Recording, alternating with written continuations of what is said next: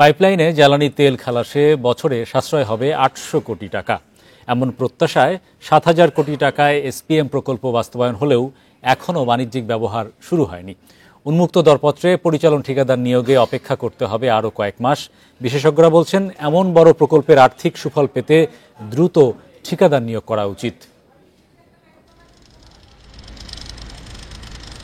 দ্রুত, ঝুঁকিহীন ও সাশ্রয়ী পদ্ধতিতে জ্বালানি তেল খালাসে ২০১৫ সালে single point mooring with double pipeline প্রকল্প হাতে নেয় সরকার।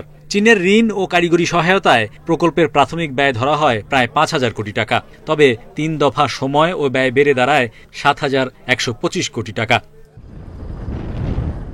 গত মার্চে গভীর সমুদ্র থেকে পাইপলাইনে পরীক্ষামূলকভাবে জ্বালানি তেল খালাস হয়। এরপর কক্সবাজারের মহেশখালী স্টোরেজ থেকে পাম্প করে তেল নেওয়া হয় চট্টগ্রামের ইস্টার্ন রিফাইনারিতে। তবে পরিচালন ও রক্ষণাবেক্ষণ ঠিকাদার না থাকায় বাণিজ্যিকভাবে এখনও চালু হয়নি এসপিএম প্রকল্প।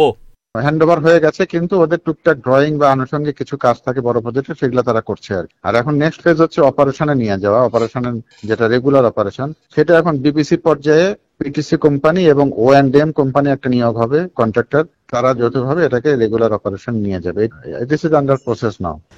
কথা ছিল ২০১৮ সালে প্রকল্প শেষ হলে চীনা ঋণ পরিশোধ শুরু হবে ২০২৩ সালে।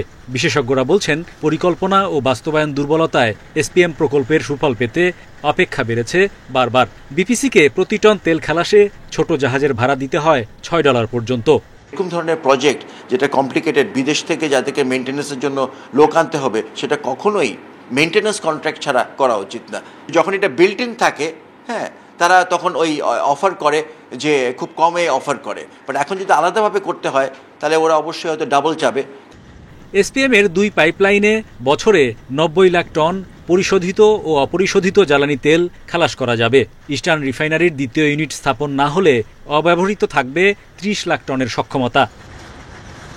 Hari Saha, independent news, Dhaka.